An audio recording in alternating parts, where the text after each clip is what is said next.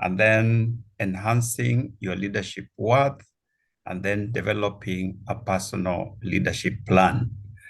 Those are very broad subjects. Each of them is worth its own time, but this is basically to give us a very quick overview on self-leadership and the significance of it in our lives as leaders.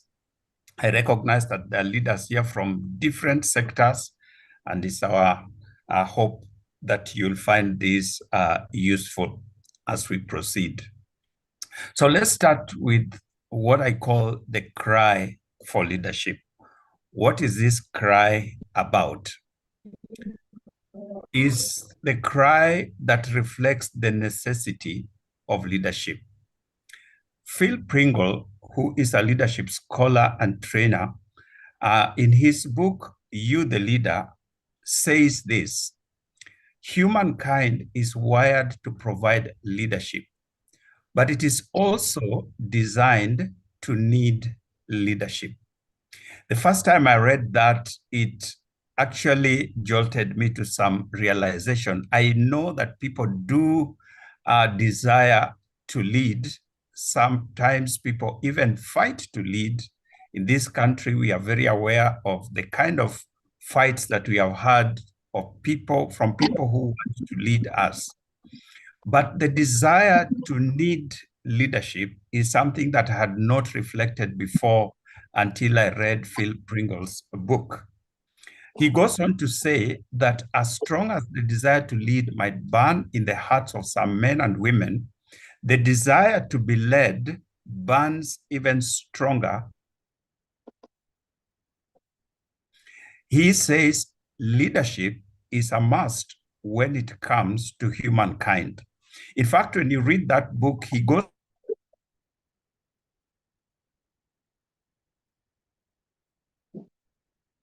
food and drink. So strong is this desire that many of us would rather have leadership than have food. That's basically what Phil Pringle is saying. A very interesting observation. So if you are in a place of leadership, the implications of this is that you are providing a commodity, if I call it so, that people are desperately looking for. And they get very disappointed if you are not able to deliver that in the manner that is expected and in a way that lifts their lives and helps them to accomplish the things that they need to accomplish. Leadership is therefore a very, very important responsibility that we should not take lightly. I think if we can mute our mics, that will help. Some people have their mics on, and as you're talking, we can hear you. We don't want to eavesdrop in your conversations. So, one Desmond Tutu, the Nobel Peace Prize winner, Bishop Desmond Tutu, once said, "I am a leader by default, only because nature does not allow a vacuum." What Tutu is talking about is reflecting what Phil Pringle actually has said in our previous slide, that there can be no leadership vacuum in any setting. So when there is a vacuum, somebody will rise to that occasion. So in his case in South Africa, when the apartheid regime was there and people were under deep oppression, and nobody was stepping forward to say something about it, especially from the church and religious circles, that's how he found himself in that space. And this is a reality that we'll find in every place where we are in, that where leadership is required and nobody steps forward to provide that leadership, then any other person will step in to bring people require. So this is the cry that is there in the hearts of men and women across the globe looking for leadership. Now you may say, why would people cry for leadership and there are so many leaders around? That's part of the reason why we are here this afternoon. Because yes, there are many people who proclaim to be leaders, are given assignment to be leaders. There are many people who are in positions of leadership, but whether they do provide the leadership that is required is the big question that faces us. So positional leadership, where a person has been given the responsibility, does not always translate into leadership, and hence the cry for leadership. So how can this vacancy be filled? This huge vacancy or vacuum or cry is for credible, high-impact leaders. People are looking for men and women who are credible and who can deliver leadership in the expected way in order to address the issues that they are facing, the challenges that are before them, the needs that they experience day by day. That's what men and women are crying out for in different sectors, in the public, in the private, at home, in the family, and every other area where leadership may be required. Now, to be a high impact leader, in order to fill that vacancy and vacuum that is required, you must be at the pinnacle of leadership. For you to be able to fill this vacancy, the cry of the people, you need to be at the pinnacle of leadership. Now, if we had time, we would have discussed that a little among ourselves, but let me just go ahead and address this matter. The pinnacle of leadership is to lead yourself. That is the pinnacle of leadership, to lead or to be able to lead yourself. So when we have the opportunity for leadership, it means that people are expecting us to lead them, but the first step is actually to lead ourselves. Before you step out to lead others, we must be able to lead ourselves. That's what we call the pinnacle of leadership.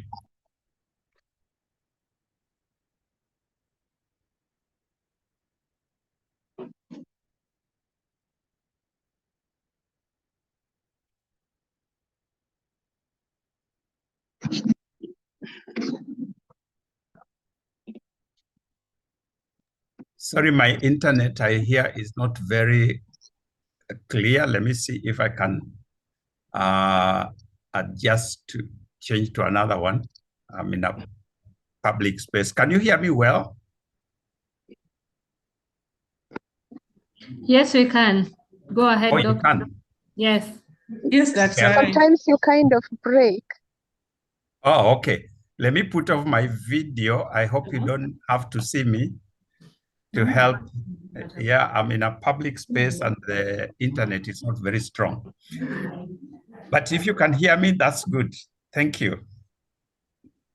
So the pinnacle of leadership is to lead yourself. And that's why we are gathered here today.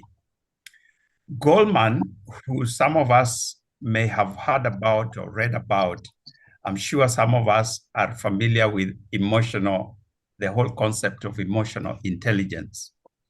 Daniel Goleman is actually the one who came up and promoted the whole idea of emotional intelligence. And he says that exceptional leaders distinguish themselves because of superior self-leadership.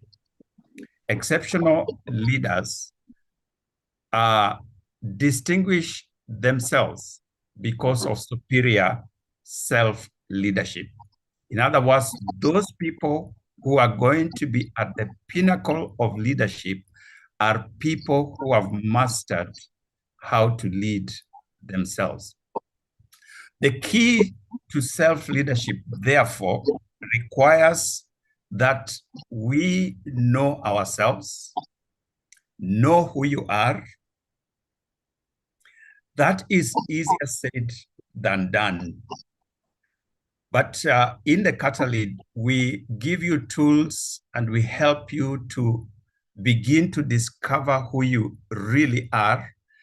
And that will help you in your journey to self-leadership.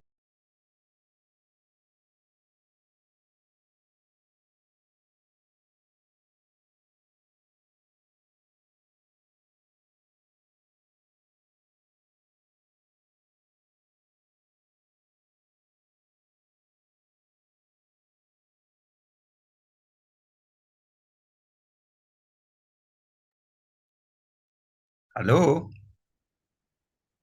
Can you hear? Yes, we can. Sorry, I was getting a notice on my screen that I've been muted by the host. Okay, so the first step is to know who you are, know your personality, know how you conduct yourself in different settings, and so many other ways of getting to know yourself. We are not able to go through that now, but if you are to attend our self-leadership classes, we will help you in that process so that a process of self-discovery of knowing who you are. Number two is accept who you are. Some of us know who we are, but we have never got to the place of accepting who we are. We are constantly comparing ourselves with others, competing with others, looking down upon ourselves, thinking that we are not as good as so and so, thinking that I'm not as gifted as so and so. And so our lives are revolve around our comparison with other people. If you are going to be a self-leader, you must not only know yourself, but you must accept yourself. That is a foundation of self-leadership. You cannot be a self-leader if you don't know yourself, and number two, if you do not accept yourself. If you're always thinking you are too short, you are too tall, you're too thin, you're not as educated, you're not as this, you don't have much as that, you compare with with others, you will never be a self-leader, at least not a successful one. The third area on self-knowledge is appreciate who you are. Appreciate who you are. You may know yourself, you may accept yourself, but do you appreciate yourself? People who appreciate themselves are very confident. They are not ruffled by other people. They are not ruffled by what people achieve, what other people are doing, because they not only know themselves and accept themselves, but appreciate that I am a special person in my own right. Now, an illustration that some of you may have heard me give, which really transformed my life in this area, is that many years ago, I used to be a very fast driver. And whenever we got into the road in our early days with my good wife who is on the platform, we would not allow anybody to drive in front of us. Our motto was we lead and other people follow. And so whenever we hit the highway, especially on the long distance drives, as many of you may have experienced, you suddenly get into a competition with other vehicles, those of you who are drivers. And that was our own experience also. And so we would, anytime we were on a long distance drive, we'll get into this competition with other people and make sure that we are always ahead. And my good wife was my good cheerleader to make sure that nobody was ahead of me. And as a young man who had just got married, I wanted to show her that hata mimi ni mtu, I'm somebody. So until one day we were driving Nakuru Road, headed towards Kisumu, and we got to this place called Salga. And when we got there, had been competing with this brand new Corolla 90. Ours was a VW Beetle 1976. But we were determined to be ahead. And then we came to this place, Salga. Those of you are familiar with that place. It's a slow uphill place. There was a trailer ahead of us going at about 10 kilometers per hour. The place has many corners and bends. You cannot hardly see in front. And so when it came to this, behind this truck, I looked behind, I saw the other car coming, and I thought to myself, he is going to overtake, and I was not going to let him overtake. So I checked, and I thought like it was clear, and I decided I'm overtaking. When I was just in the middle of this trailer, another trailer was coming from in front, full speed. And because of my car and the hill, I could not go faster, I could not go behind, and I knew I was done for. Thankfully, the trailer we were overtaking stopped, and we just managed to get in front of it as the one that was coming passed us by full speed. I knew exactly what would have happened if this trailer had not stopped. From that point until we got home another 4 or 5 hours later, we never spoke because we realized what had happened. But by the time I got home, I had made some decisions. I decided from that day on, I was not going to compete with anybody on the road. I set my own speed, and I made a decision that if I'm faster than anybody, I will go ahead of them. I overtake them if it's safe. If I'm slower than anybody, I will slow down and let them pass, but I'm not going to compete with anybody. That is almost 30-something years ago. It has continued to be my principle, because I realized that in that competition, I almost lost my life with my wife in those early days.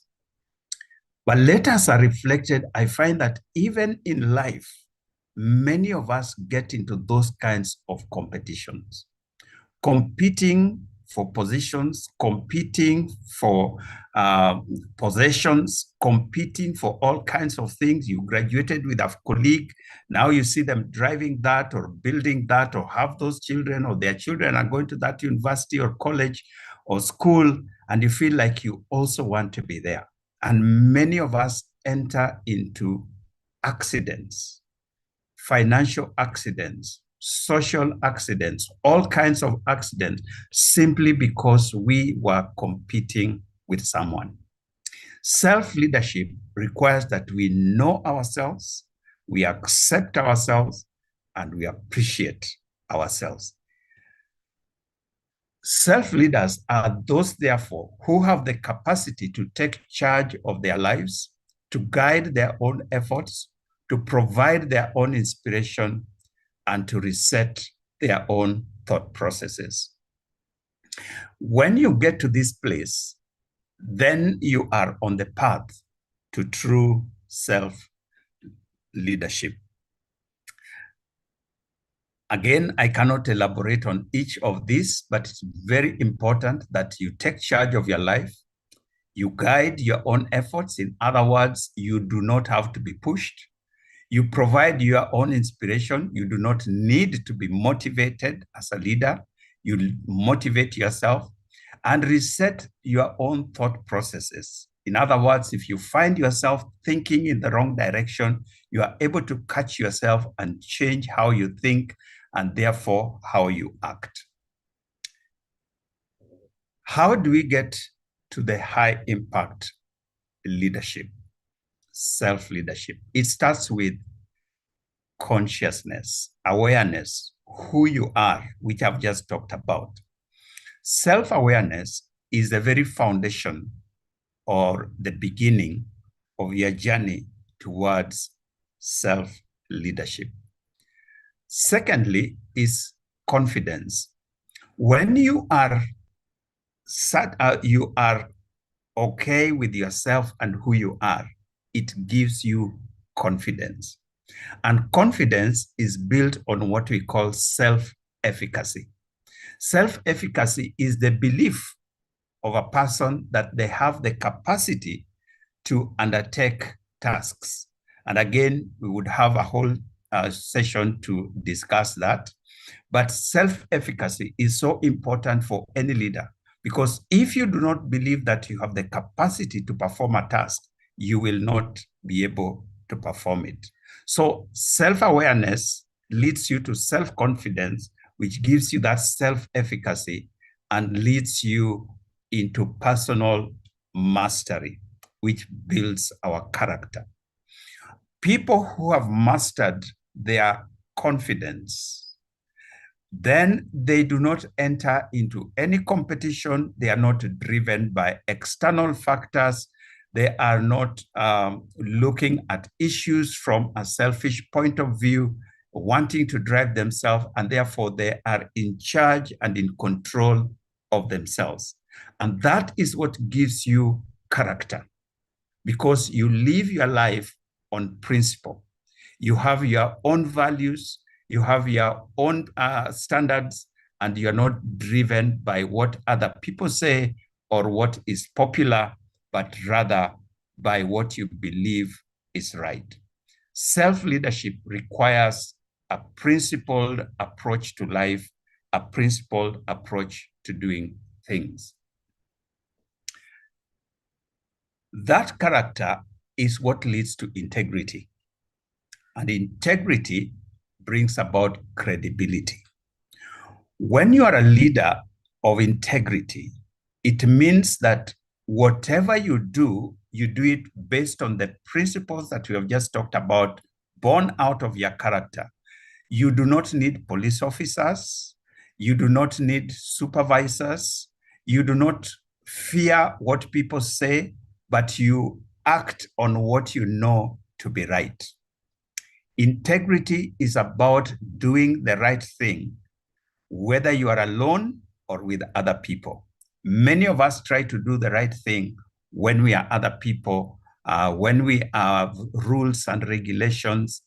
That's where our integrity comes in.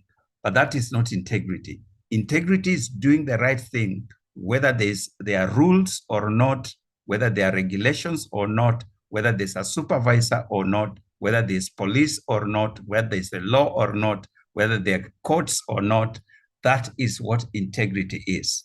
So when you are a person of integrity that lives in this way over a period of time, that's what builds credibility. People get to know you as a man or woman of integrity. So when you say something, people believe you. When you do something, people believe it is the right thing to do. And credibility is the highest level or attribute of any leadership or any leader. That's what leads you to high impact leadership. That's what men and women are crying out at this time. It's not that there's a shortage of leaders, but there's a shortage of credible leaders. That's what people are crying for and crying about. Let me pause there briefly and hear if there is any question or comment. Thank you. Thank you so much, Dr. Tari. I can see people are very happy. Participants are very happy. And I've learned something, that accidents is not only road accidents. You even have finance accidents. I've learned something that I'll never forget. Thank you for that. Thank you. Participants, if you have a question, you can raise your hand or a comment of something or clarification for Dr. to clarify. I can see there's a shortage of credible leaders, not that there's a shortage of leaders. So those are the comments that we are reading. Whoa, do the right thing. Yes, you do the right thing. Integrity, you do the right thing, whether there's someone or no, you do the right thing. True, you compete and miss your target. Maybe you to turn left, but you forget and miss the turn because you want to outdo someone. Yes, the comments are coming in. There's no one who is ready to ask questions. So, Daktari, I suggest you continue with the presentation. They are Thank you. listening and they're learning. So please continue. Asante sana. Let's proceed then. So we have said foundation of leadership is to know yourself, accept yourself. Bernard Manning says, when we accept ourselves for what we are or for who we are, we decrease our hunger for power or the desire for acceptance of others. Our self-intimacy reinforces our inner sense of security. That for me is a powerful saying. If you want to remember anything, remember that. When you accept yourself, it decreases your hunger for power. It also decreases the desire for applause, for people to say how wonderful you are, or people to accept you, because you are confident under your skin, as we normally say. That self-intimacy, your love for yourself, your comfort with yourself reinforces your inner sense of security. So you're not afraid of what other people say or do out there. Sonia Parker says, live your life for you, not for anyone else. Don't let the fear of being judged, rejected, or disliked stop you from being yourself. Live your life for yourself. Now we go to the next. Our next point is about your leadership worth. Increase your leadership worth. Now, for you to be a high impact leader, you must also be a leader of value, not values, but value. Become a better you.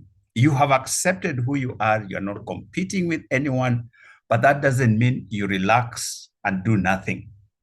But you continue to build yourself so that you are a person of value.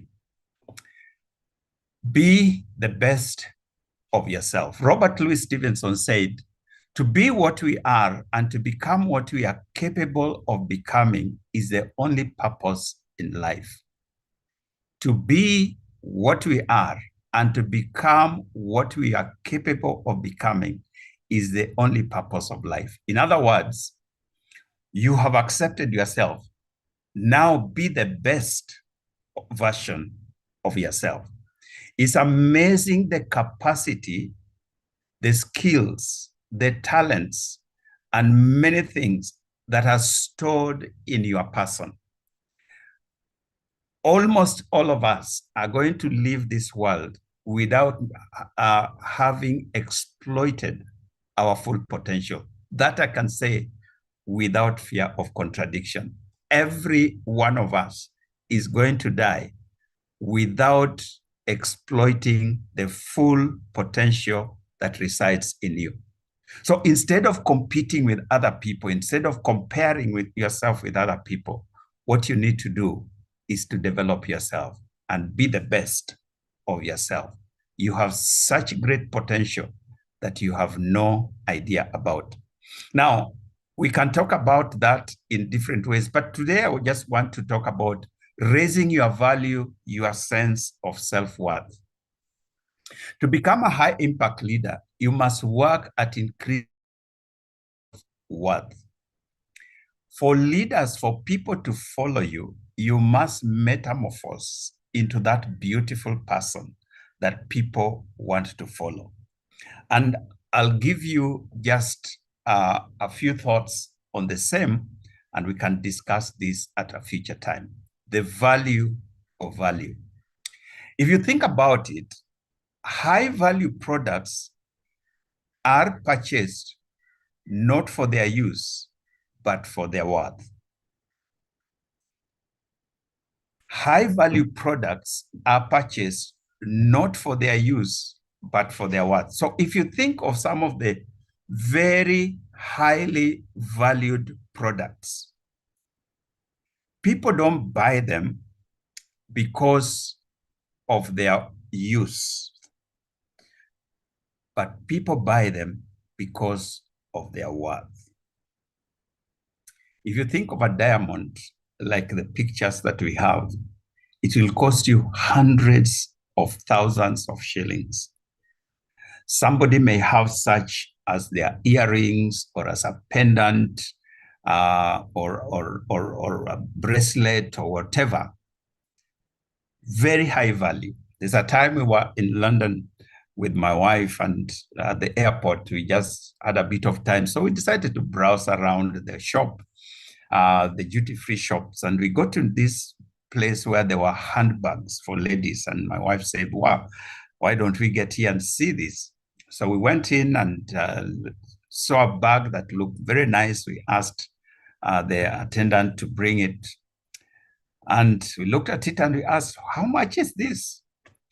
So the lady looked at us and gave us the price in pounds, of course.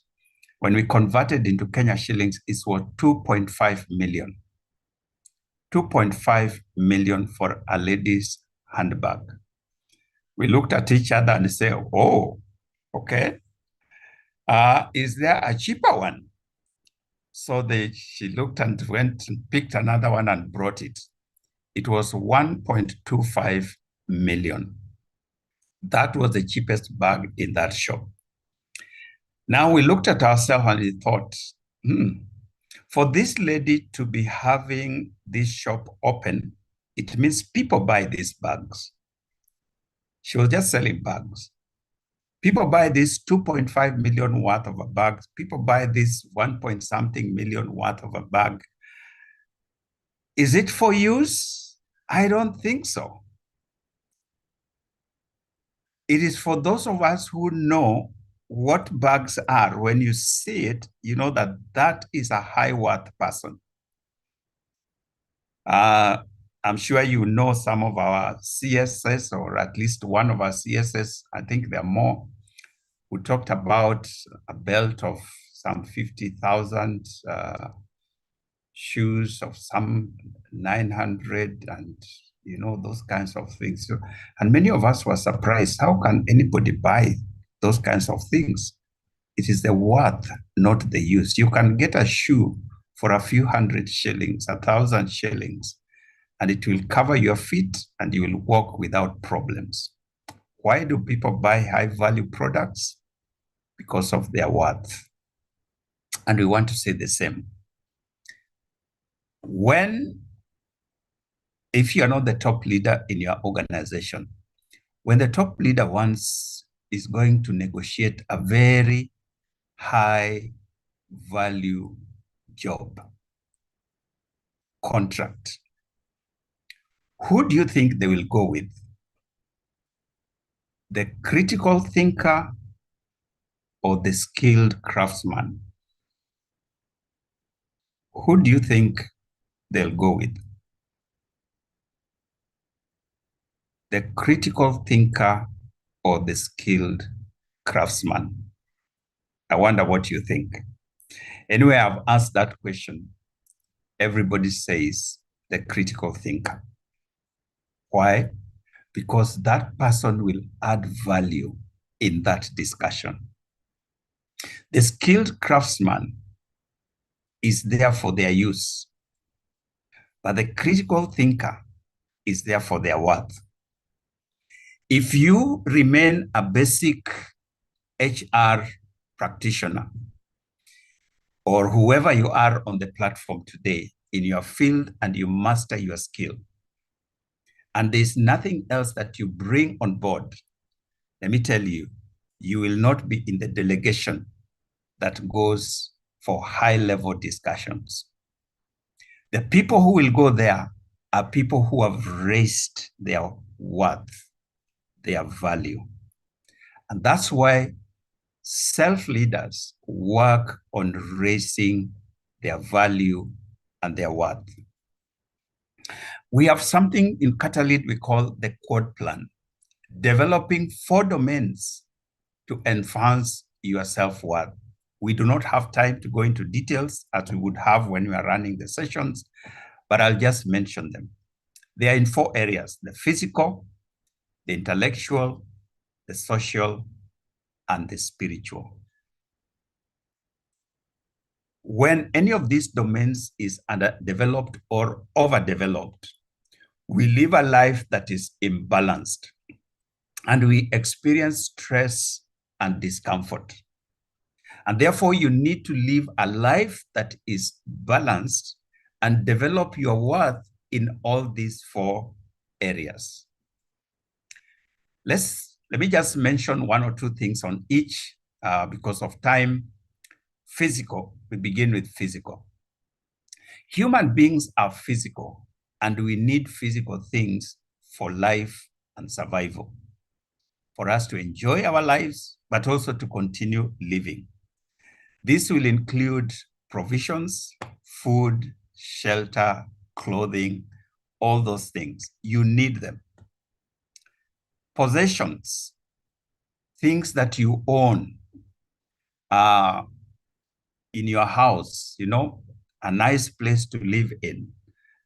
Simple things like a TV, a car, and all those things that makes your life more comfortable and reasonable. You need those things as a human being. They are all in the physical level. Properties, you need some assets. Even if you have 1/8, but it is in your name, it is in your name. Why does a leader need these things? Because if you are still struggling with these kind of things as a leader in whichever level, and I'm not talking about owning skyscrapers and billions of shillings and those kinds of things. No, no, no.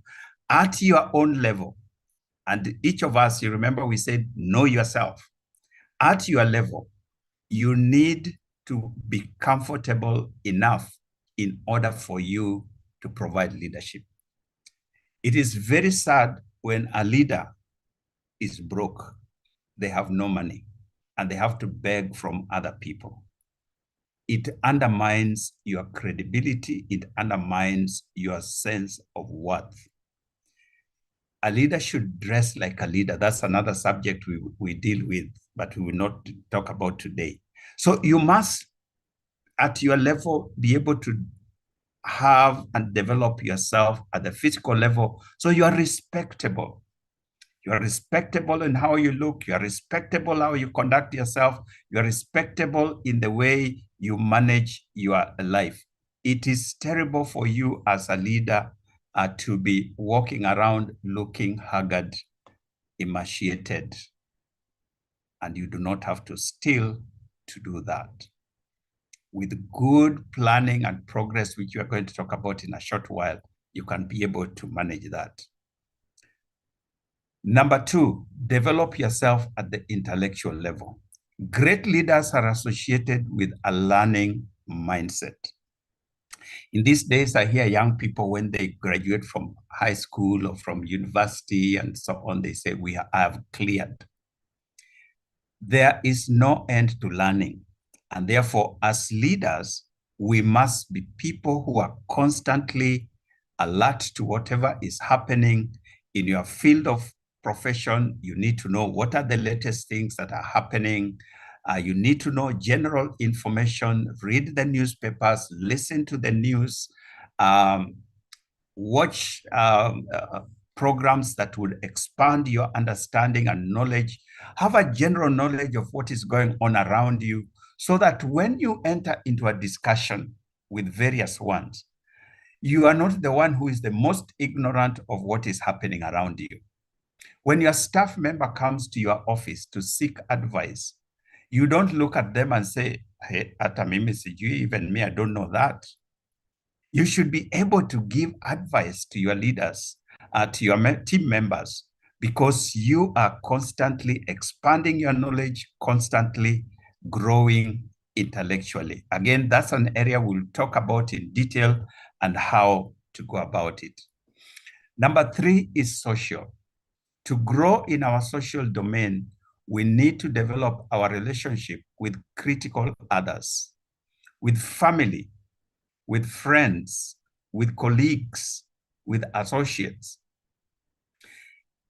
What is known as social capital today, I've not put that slide, is the kind of relationships that you have and the value that they bring to your life and leadership.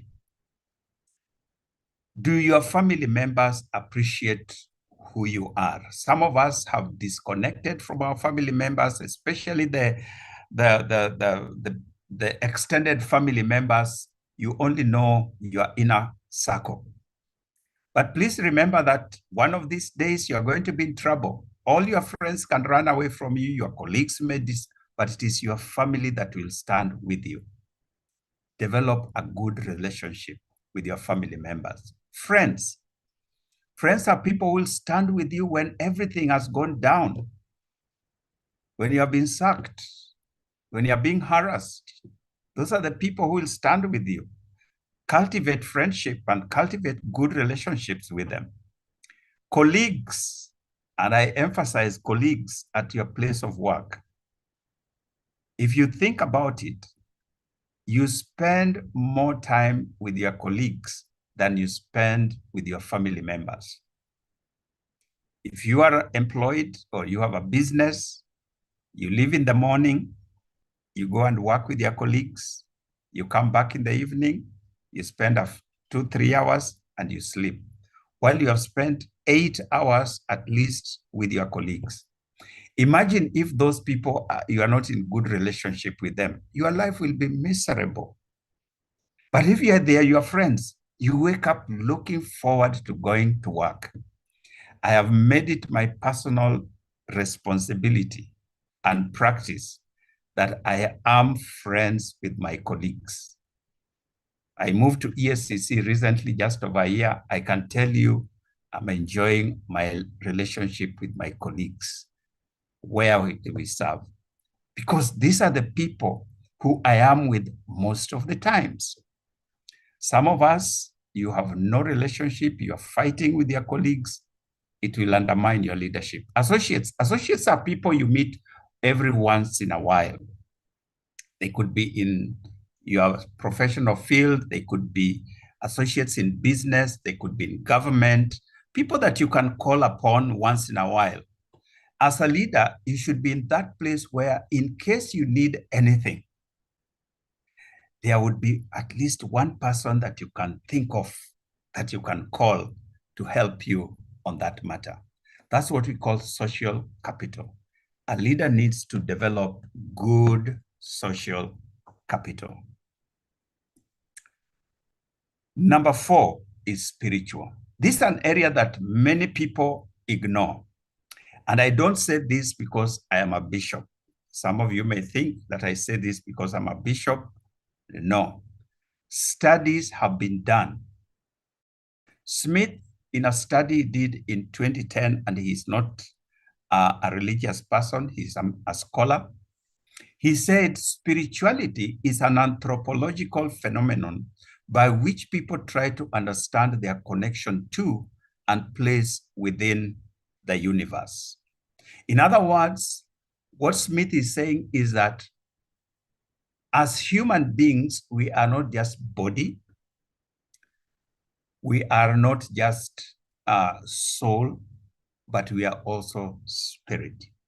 And our spirits connect with other spirit, supernatural spirits.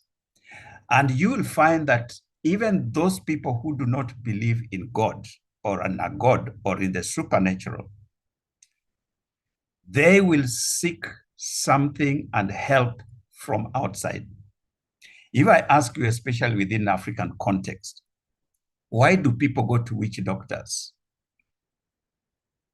To connect with the spiritual. Because somehow they believe that the witch doctor can connect them with powers that can do things that are beyond human capacity. That's why they go to witch doctors.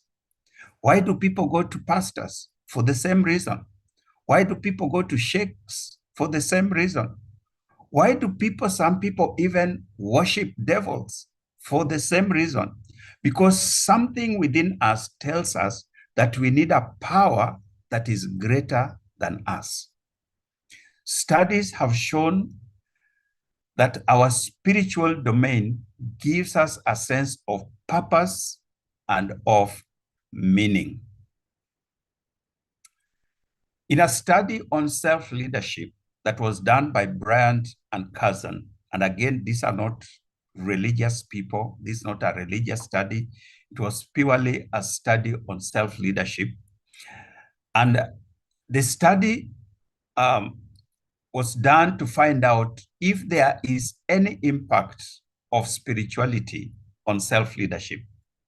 And Bryant and Cousin in this study found that practicing religious persons scored higher on self-leadership than those who say they are atheists or are non-practicing religious people.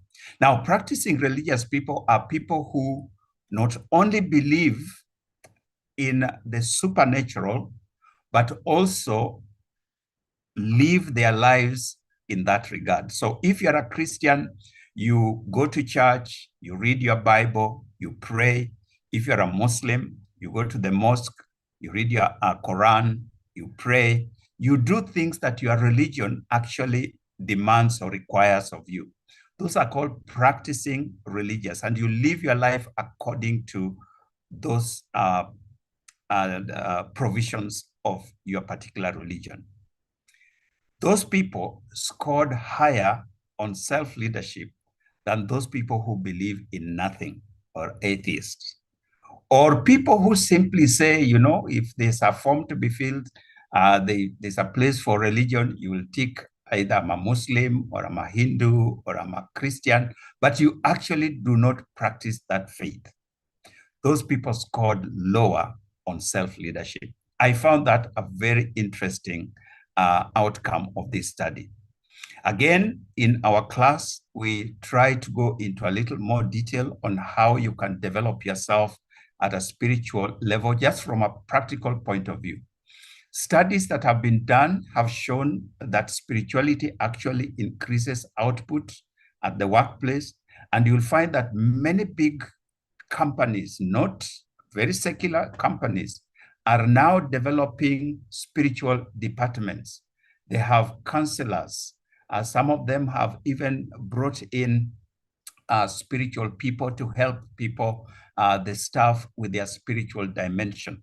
Some institutions have even established prayer houses and prayer rooms, so where their people can go. Why? Because these have been found to help individuals perform better in their work than otherwise. And so as a self-leader, one of the things you want to consider is how to grow yourself at the spiritual level so that you can be a practicing spiritual person. Again, that we cannot discuss too much. So self-worth is never an accident. To be a leader of value, you must seek to develop yourself in all the 4 domains: the physical, the intellectual, the social, and the spiritual. That is how you increase your self-worth. At the physical level, you are comfortable, you are confident, you are not struggling. And again, don't get me wrong, I'm not calling everybody to be a millionaire. We are not calling on anybody to be a multi-billionaire. Neither are we saying you should go and steal in order for you to get yourself at the physical. But at your level, you are comfortable enough to be able to do your work and to be a great leader. You must have some savings in your account. You should be able to live according to the standards that are in your area. Intellectually, develop yourself, read, go back to school, study, get into seminars like this, that help you with your professional development. Don't just sit there and, because you cleared university, you got your PhD, you got your master's, you got your degree, you got your diploma, your certificate, and now you're satisfied. Develop yourself, grow yourself intellectually. Socially, have social connections. And by the way, social capital is a very expensive area. Time does not allow us to go into it, but invest in people, invest in relationships, invest in friends, invest in your family members, invest in associates and people who you can connect with. And spiritually, invest in God and the supernatural. Develop yourself. Don't just, if you are a church person, don't just go to church and sit there and go back. Find ways in which you can engage yourself. If you are a Muslim or a Hindu, engage yourself in your religious sector and whichever area you are in, so that you can develop yourself as a leader that is fully rounded. Let me pause again and get any questions before I move to the last section. Thank you so much, Bishop. I can see participants or members are learning from the comments that I'm reading. So far in the chat box, we have like 2 questions, but allow me to read this one. If you are able to answer, you do now. The question goes like, what do, as a leader or head of department, when your junior number 2 keeps on ganging with others against you, how do you as a leader handle such an individual? So you have people ganging against you as a leader. How do you handle that as, yes, Okay. Bishop? Yeah. You said there were 2. Yes, I'm looking for another. It was somewhere here. Okay. This was what is the best leadership style in the ever changing business environment? The leadership style in the ever business changing environment. So if you can have those 2, yeah. Very good. What happens if your junior is ganging up with others against you? Yes. This is what we call organizational politics. And we have a whole session in organizational politics where we discuss how do you maneuver the intrigues within an organization. This is across the board. It doesn't matter what type of organization you are in. There is something called organizational politics. So you'll find that people can gang up against you. People can do things behind your back. People will undermine what you are doing. And these things happen within organizations. And therefore, what is required of a leader is to cultivate what we call political skills. And when we talk about political skills, there are things that you need to do and need to know so that you are able to navigate those kinds of intrigues where people, because there's a reason why people are ganging up against you. You need to understand what are those things that could be causing these people to gang up against me. And therefore, how do I respond?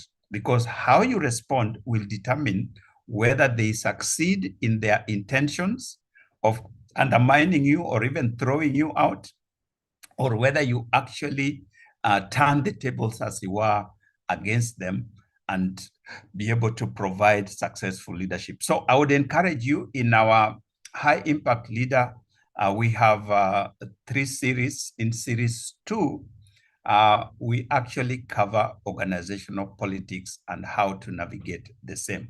I want to encourage our listeners, because we do not have time to go into everything, but how do you develop political skills within your organization so that you can navigate some of these things that are happening? I may not give you the exact things to do, but yes, there are ways in which you can navigate. One of them is first to know why they are ganging up against you. Is this something to do with you? Is this something to do with them? There is always a reason somewhere. Once you know that, then you will know what to do. Number two, what leadership style can you use within an ever-changing environment? Again, another question that we address in our normal classes. There's a whole session again that we deal with what we call leading in a VUCA environment. Some of us here on the ground, on the platform, may be familiar with what is the acronym VUCA: volatile, uncertain, complex, and yeah, the fourth one, the A, has just disappeared from my mind. I'll tell you in a short while. The place where we find ourselves right now across the globe is what we call the VUCA environment, where things are constantly and consistently changing. How do you provide leadership in that environment? And we are able to look at leadership agility, the capacity of a leader to adapt to changing situations. In leadership theory, this is what we call contingency leadership. So that your leadership is contingent upon the context within which you find yourself. And so leadership that is very rigid will actually cause you to break down or to miss opportunities. So leadership agility is very important, and it doesn't take one leadership style. It is a very adaptive leadership approach that you are able to adapt to every situation that you find yourself. But as I said again, we have a whole session on that where we explore how to provide leadership in a VUCA world. Indeed, because of the demand for, not the demand, the reality of the changing, ever-changing environment, we have a whole series called the Cutting Edge Leader, which is separate from the High Impact Leader, where we now explore in more detail about 18 sessions on how to provide leadership on the cutting edge, how to put yourself on the cutting edge as a leader, how to put your organization on the cutting edge so that you can navigate these times that are very uncertain. I know I've not given very direct answers, but I hope I was going to say listeners, our members. Yes, You get yes. something. I'm used to talking on radio when I don't see people. So, listeners. Thank you. Thank you, Bishop. We have quite a number of also comments. This one I have to read. Jennifer felt like you were in her house when she was talking to her children. And no, this is not Jennifer. Jennifer is somewhere. Yes, this is Rose. Yes. Rose said that just yesterday evening when she was telling her daughter to invest in social capital, but also to choose her network wisely. So she felt like you were in her house. So you've touched her. You've talked what she discussed with her family, with her daughter yesterday. Then Jennifer is telling us that banks are nowadays, they announced that they'll be hiring priests and pastors as managers. So if you want to work in the bank, Jennifer, are you sure? This is very interesting. So we have other questions, and allow me to invite my colleague Julia from Qatar League to read out some of the questions that we have the chat box. Julia, please read the questions. Okay, thank you, Milka. I've been able to pick a number of questions here for Dr. Ginde. There's someone who is asking, this is Christine, how do you measure credibility in our leaders, especially in the context of Kenya? That's a good question. Okay, that's one of the questions. Should I read the others, Bishop? Yes, so that we can try and answer them together. Okay, so that is Christine who asked about measuring credibility for leaders. Then we have Raphael who asked, how do we develop ourselves to improve our social worth or our social capital? I think partly Bishop has talked about that, but you can also respond to it.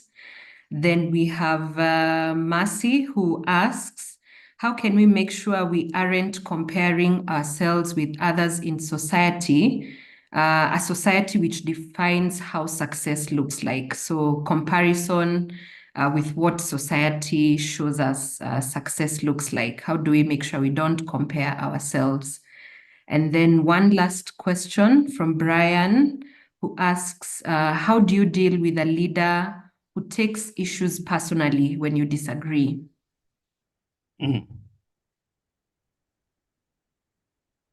Thank you. Thank you very much. So I have 4 questions. Number 1 is, how do we measure credibility? Technically, there's a credibility measure, but of course, you may not have opportunity to give that to your leader so that you measure their credibility. If you are doing a research, there are instruments for measuring credibility. But generally, credibility is a perception. Credibility is a perception. And so I cannot say, as a leader myself, as I sit before you now, I cannot say that I am a credible leader. It is you people who know me, who have observed me over time, who can decide whether I am a credible leader or not. So credibility is something that you grow over time, and it comes out of consistency of character.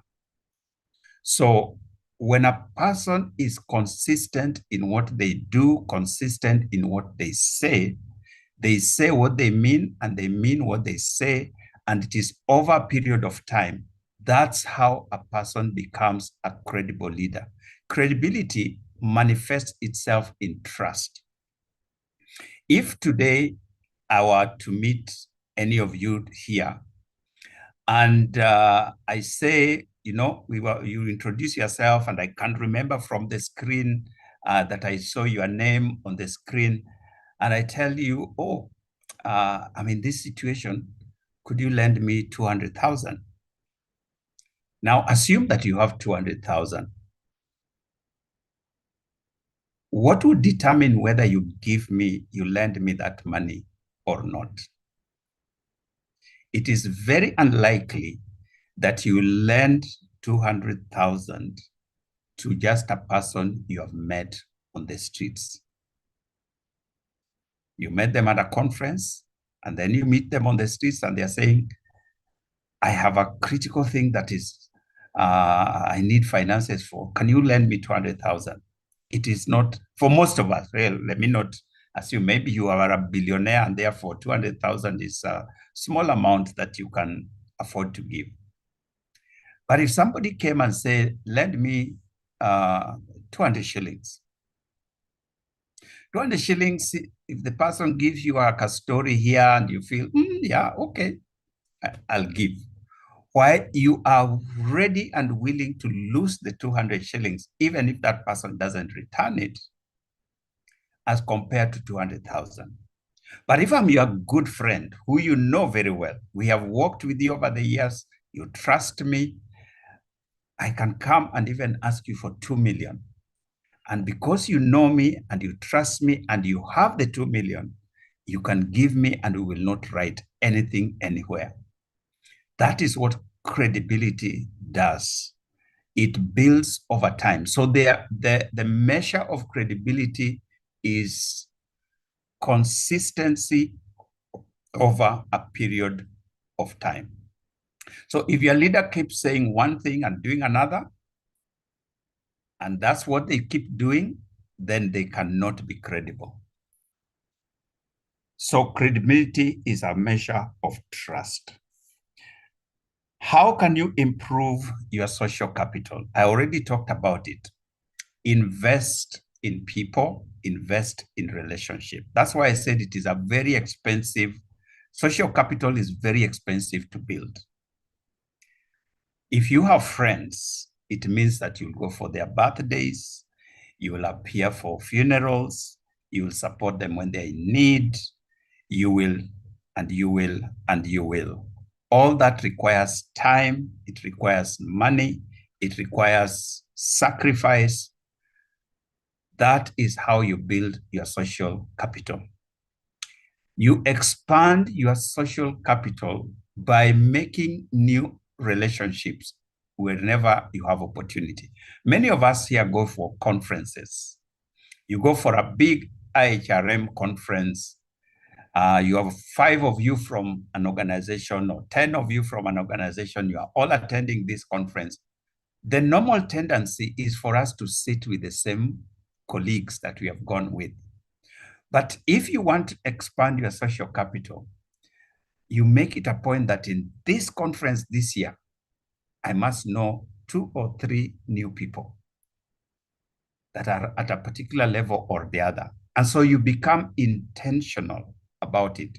One thing that I didn't mention that I want to mention at this point, as I've remembered, is that self-leadership is about intentionality, deliberateness. You will not grow in your self-leadership without being intentional and deliberate. So all these things that we are talking about, you have to be intentional, deliberate about them. So you are intentional about growing your relationship with your friends, your relationship with your family, your relationship with your colleagues, your relationship with people out there in society. You be intentional about it. That's the only way you can grow your social capital. Don't drop friends too quickly. Don't hold enemies, too long. Forgive people and build relationship, because you never know where you might find that person. One of these days, you may be in a great need and you go to an office and guess who is behind the desk? The person that you really mistreated somewhere.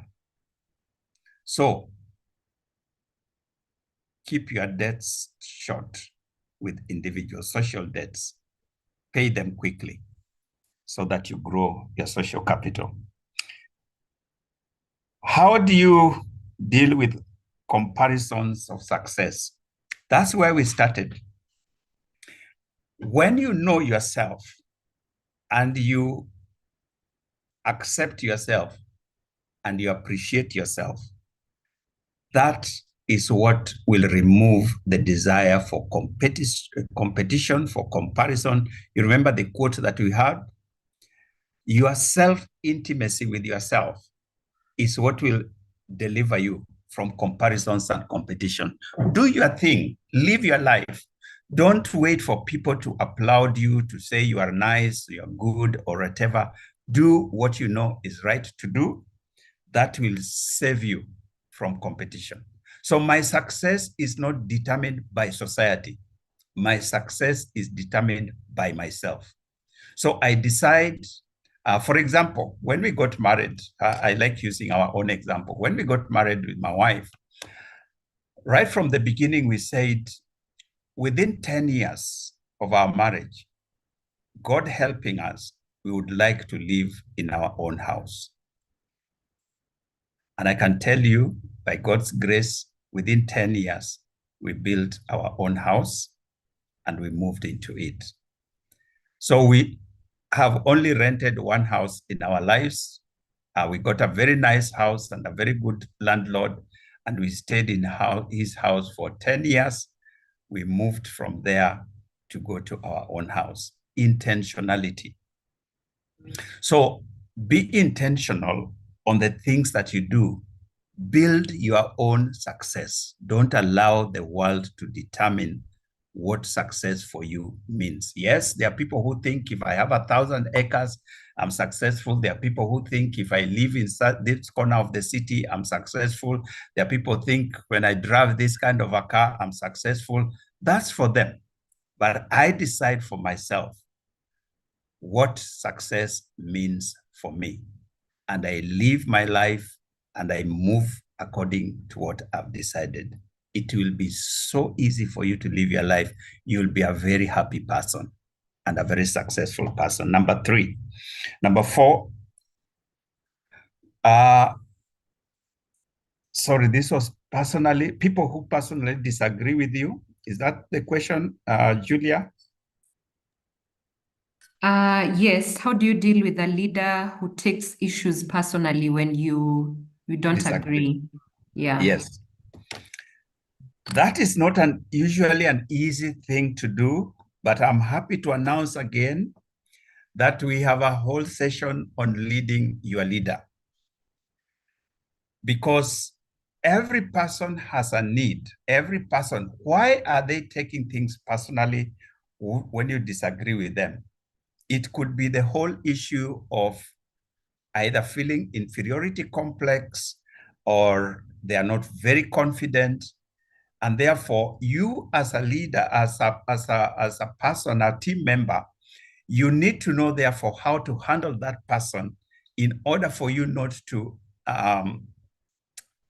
not attack, but critique or criticize them in their areas of weakness.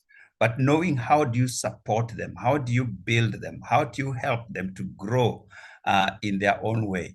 Leading your leader is a whole interesting discussion that we have in one of our classes, because it is possible for you to lead your leader and help them to grow and become great persons. Thank you. I can see our time is really gone. Let me do the last section and move on. Thank you, Edwin Jue, for reminding me of the VUCA part 4. VUCA, I mentioned that is volatility, uncertainty, complexity, and the A stands for ambiguity. How do you provide leadership in that environment? Very interesting discussions that we have when we deal with that particular subject. Now, the last part is developing a personal leadership plan. As I said, the whole issue of self-leadership is intentionality. Ukiona vielea, right now I'm right here at the coast, watching the sea, and I can see a few boats from my window. Ukiona vielea vimeundwa. When you see those boats out there, they did not just happen. Those people who believe in the Big Bang theory and evolution, that is a lie, not just because I'm a bishop and a believer in the creation of God. There is nothing that happens by itself, by accident. Every good thing happens because it has been made to happen. If you are going to be a great and successful leader, you must be intentional about it and you must work on it. So develop your own personal leadership plan. Chart your own destiny. To become a high impact leader, one must be deliberate and intentional about developing a strategic roadmap to success. This is something that many people, unfortunately, do not do. You know, we'll just live life as it comes. We do not plan, we do not think, and we hope that it will happen. It will not. You have to be deliberate, you have to be intentional, and develop a strategic roadmap for success. Determine the kind of leader you aspire to become in the next 5, 10, 20 years. Who do you aspire to be. And it doesn't matter what age you are at right now, unless you are 80, then 20 years, you may be 100. But even then, if God gives you life to 100, what kind of person do you want to be? Some of us here in their 20s. Where do you want to be when you are 40? Where do you want to be when you are 50? Where do you want to be when you are 60 and 70 and so on? It will not just happen. You have to make it happen. And in what area do you want to be a leader? Make sure you know where you are going and how you want to get there. Once you have determined that, the key step to growing in your leadership is to therefore to develop a personal vision and mission. It's called the power of vision. What do you want to accomplish through your leadership in the next 5, 10, 20 years, if you can, even 50 years? This is very important. It will not just happen. You make it happen. Develop a strategy. How do you get there? A vision without a strategy remains an illusion, says Lee Ballman, and it is true. Many of us have dreams of what you want to be and what you want to become and where you want to be and so on and so forth. Dreams, and our dreams are all valid. But if you don't do anything about it, 20 years from now, you will still be at the same place. It remains an illusion, a mirage, which you see but never happens. So in self-leadership, we say you must develop a strategy on how to get to where you want to go.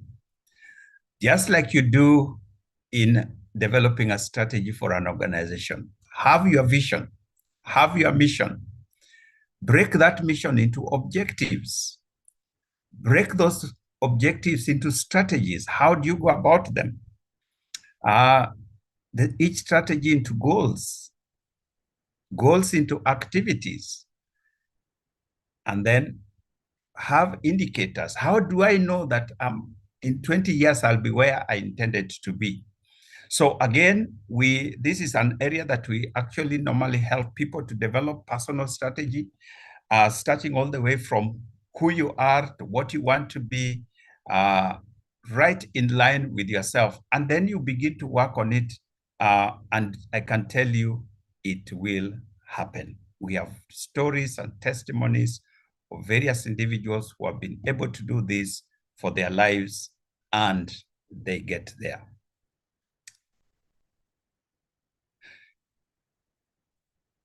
I close with the significance of self-leadership. Effective leaders must first become effective stewards of themselves. Understanding and managing your inner world prepares you to understand and influence your outer world. If you want to, you'll find a way. If you don't want to, you'll find an excuse. All the things you have talked about here, some of you may say, wow, that is wonderful, but I don't think it can happen. So you'll find an excuse. But those of you who may come out of here and say, I want this, you'll find a way to achieve it.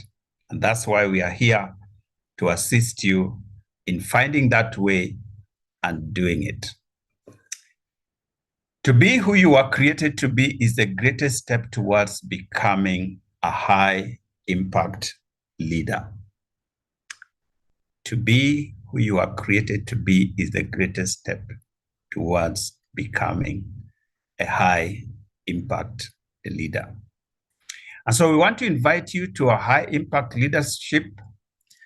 As we said, there are 3 parts to this, 18 sessions. Part 1 is called Series 1. We'll talk about the person, appreciating who you are, the practice, distinguishing yourself as a leader, the price, enhancing your self-worth, packaging, building the right image, and path, creating your leadership roadmap. Each of these is a session, and we want to invite you to be part of this that will be coming very soon.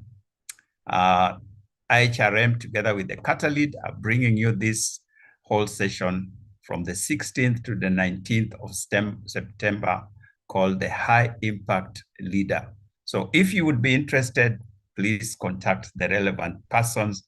Otherwise, I want to thank you for giving us opportunity to talk to you this afternoon. Let's use the few minutes remaining to answer any questions that you might have. Thank you. Thank you so much, Dr. Bishop Oginde, for the insightful presentation.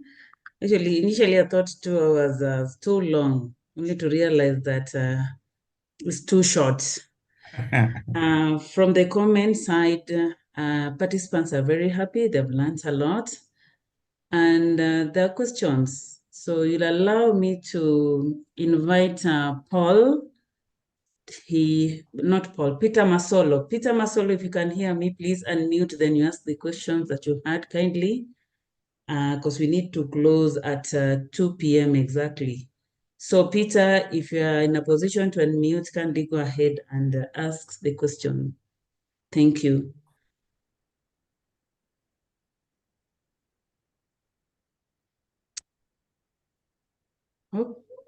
Okay, since Peter is not available, Peter, are you there?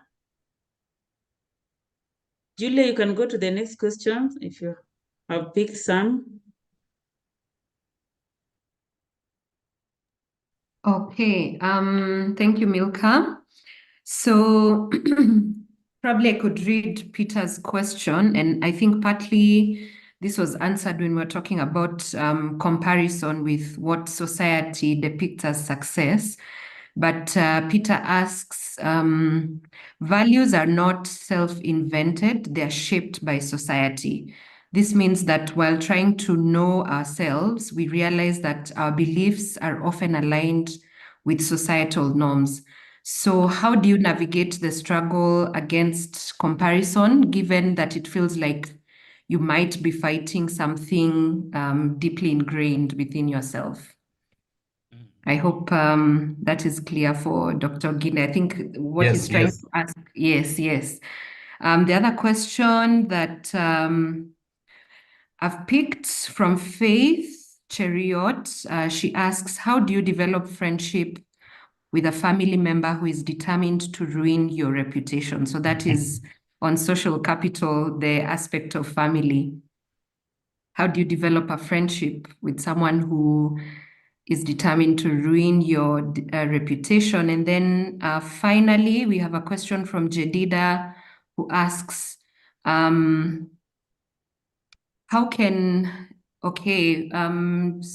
followers don't associate honesty with a leader, what are the consequences? How can such leaders be helped?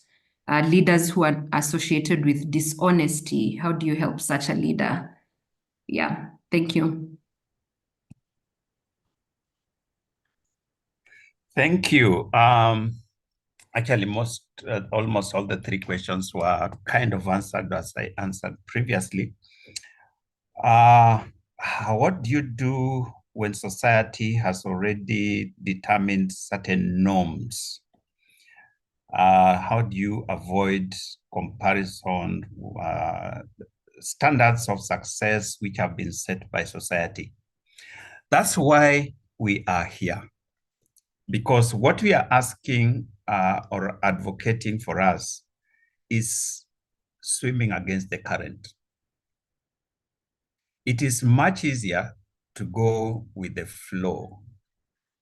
And as our good daughter Joyce says, is dead fish that goes with the flow.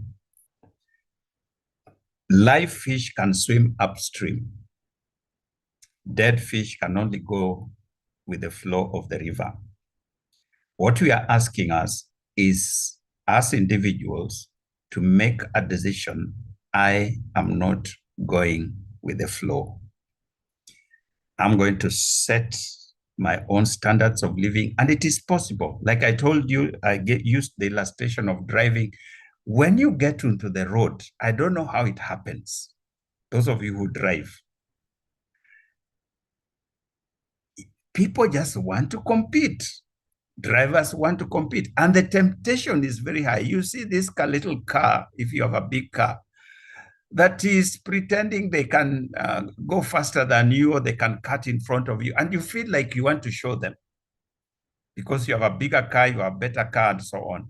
The temptation is real, but then you remind yourself, I don't want to compete with this person. So you just smile and let them go. You know, that is a choice that you make. The temptation to go and fight with them and compete with them and show them how powerful your car is very real. But that's why you are a self-leader.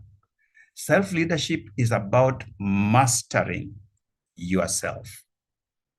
And so we are not saying that the society will not expect. People will tell you, so and so was with you in school. How comes them, they are here and you are here?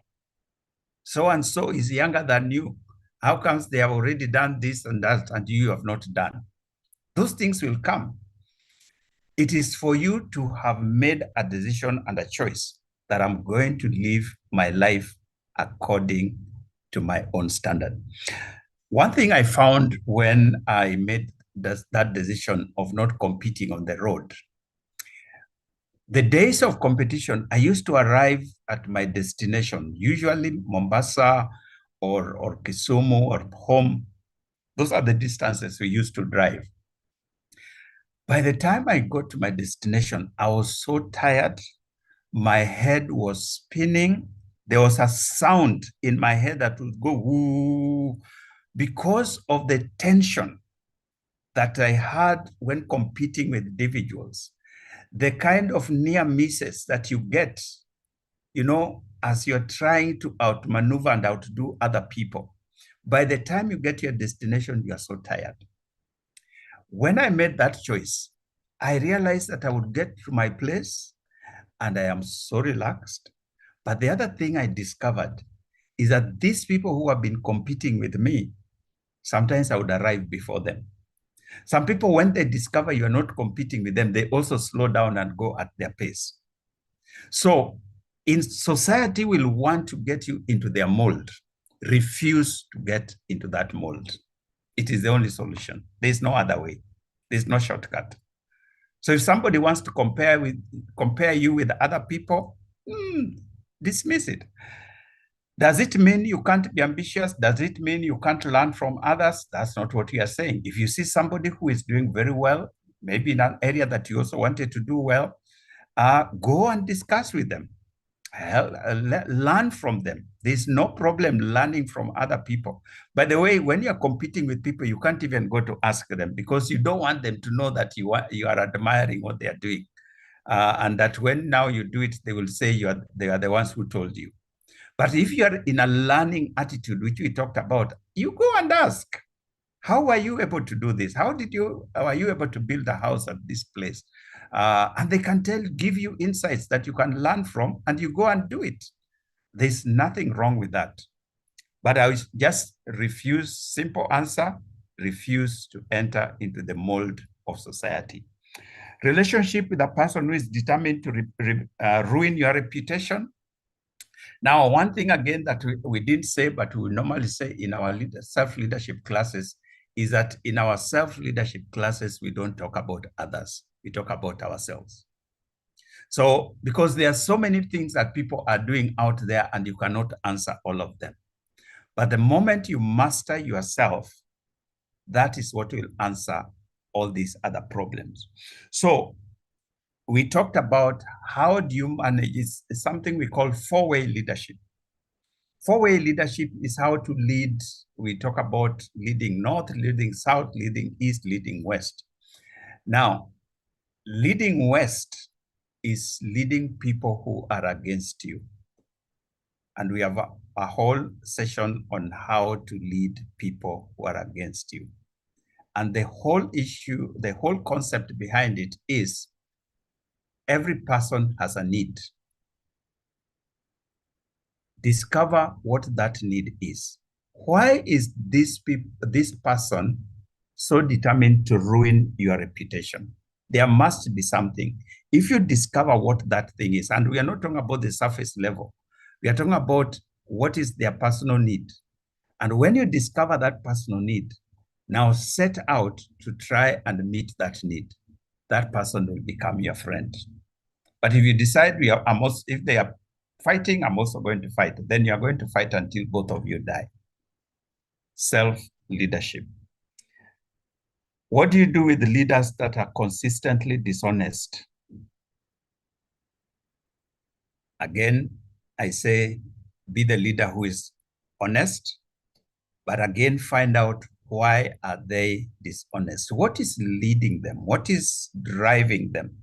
What is causing them not to tell the truth or not to live the truth?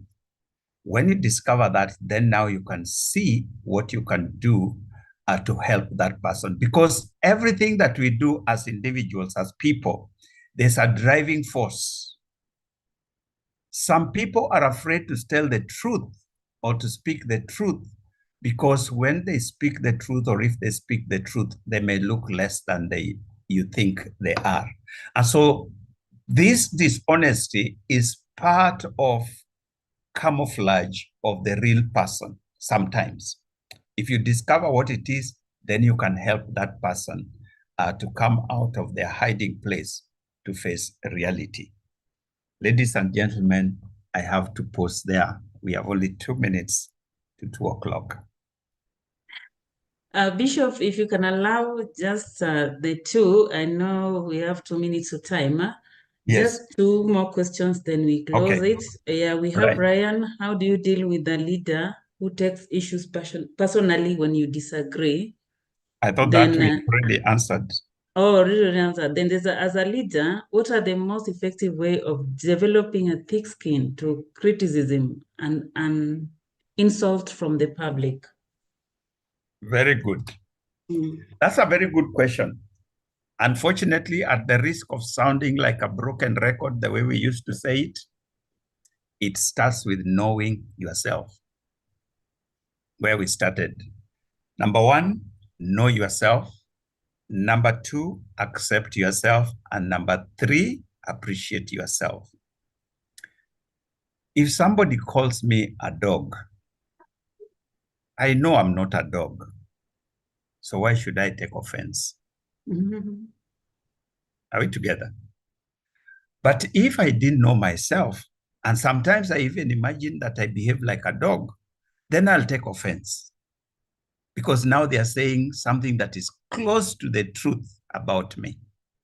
So you remember the steps that we mentioned of growing your self-leadership. We said it starts with consciousness. The next one was confidence. Confidence, self-confidence, is what will help you to navigate insults that people throw at you. If you are a confident person, if you know yourself and your confidence is founded on who you are, then you don't care, as it were, what people say about you. If you are not confident, you will want to fight with everyone who says anything negative about you. So develop self-confidence.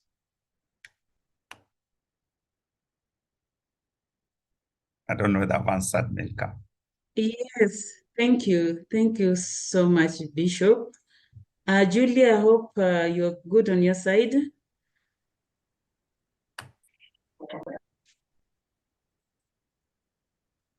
Yes, Thank you. yes, we're good. Okay. So members, participants, please let us know your takeaway, what you have learned. Yeah, I've been reading, yes, members have been sharing their takeaways, but you can continue sharing. It's now 2:01 and Dr. Ginde has some other engagement that we have to let him go. Thank you so much, Bishop, for the time. Thank you for the presentation. As the doctor mentioned, we have a training coming up. As you can see the flyer on 16th and 19th is a training that we started last year. So it's been running. So you are all invited to attend and learn more. This was just 2 hours and it was not enough for the all session or presentations or the topics. So if you are able, please reach out to Katali or HRM for more information, and we'll be happy if we have all of you there so that we build a better leadership. So allow me also to acknowledge the presence of council members who are here, and if they can unmute and say something, appreciate Dr. Ginde, we will be happy. So council members present, please, if you can unmute and appreciate or say something, we'll appreciate.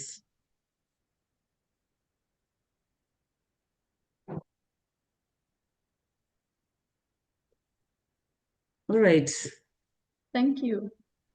Thank you so much, Milka. I Okay. must have, because I've realized because of how we have set, most of the delegates may not be able to unmute themselves. But thank you so much, Bishop. And as you can see from your screen, to the 880 of you who have, 380 who have stayed with us, please join us. There's so much you can learn from the 3-day event, and I'm sure you've had a lot of takeaways. If you want to lead the leader, how do you lead yourself? For me, Bishop, something that have really stood out for me is that pay your social debt upfront and quickly so that nobody holds against you, and work on your self-worth. And once you know that, then you will never say my boss does not like me, or my colleagues are working against me, because you know your worth, you have defined it. And the fact that the focus is about your self-value, not the values which everyone else can inculcate. For more of this, I think if you were to sit in a classroom for 4 days, and remember this is into series, then you will do a lot for yourselves. Please join us. I have seen some of you who are giving your emails for this presentation to be sent. That is where self-leadership starts. Please, if you want to hear any part of it, go back to our YouTube. Catalid will also post it, but we will not be sharing any presentation. Remember, this is someone's intellectual property, and it will speak to you more when you listen to Professor Dr. Oginde, more than you going through the PowerPoint, which someone has put all their efforts to come up with years of investment.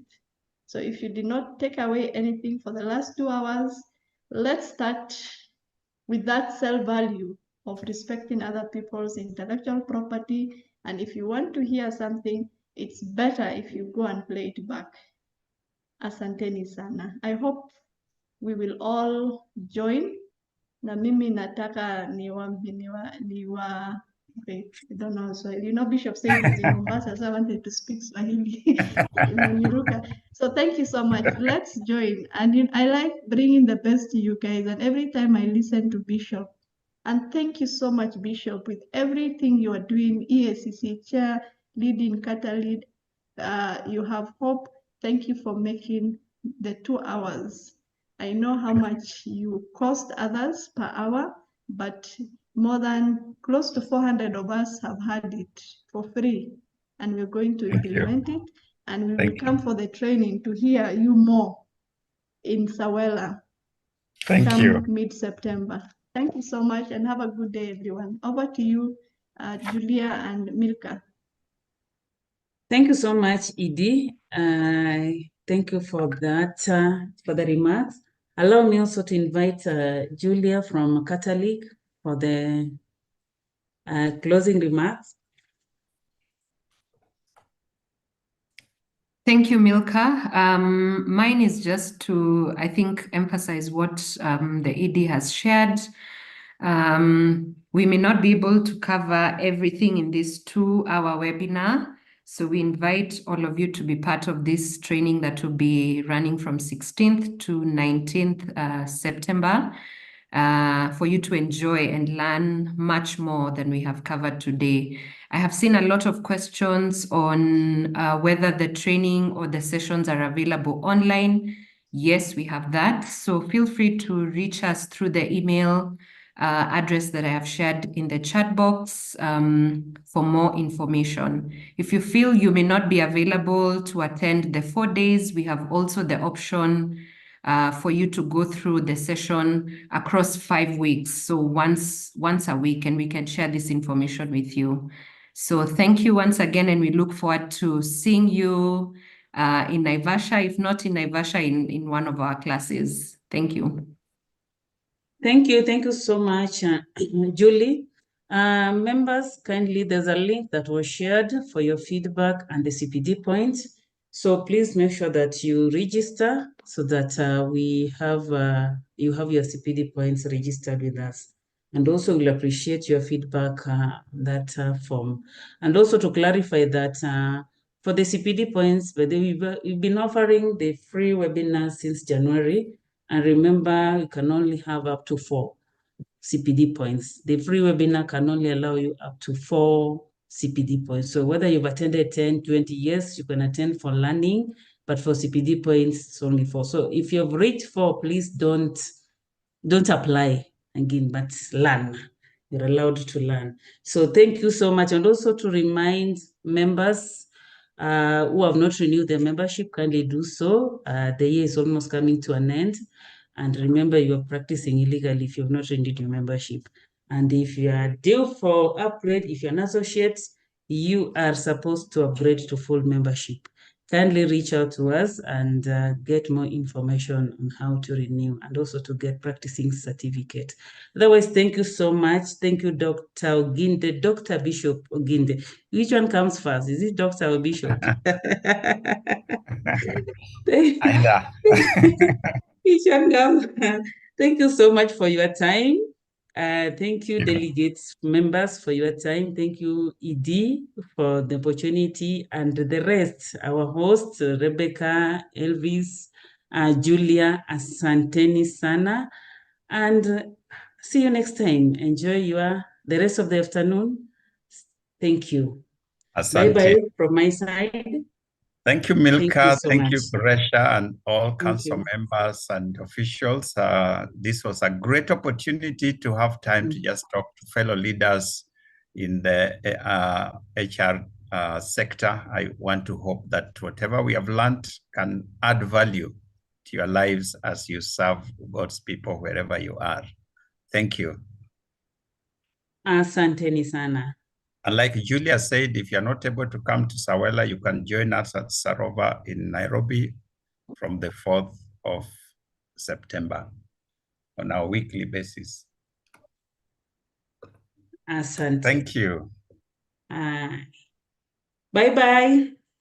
You can unmute and tell us bye. Bye-bye. Thank you.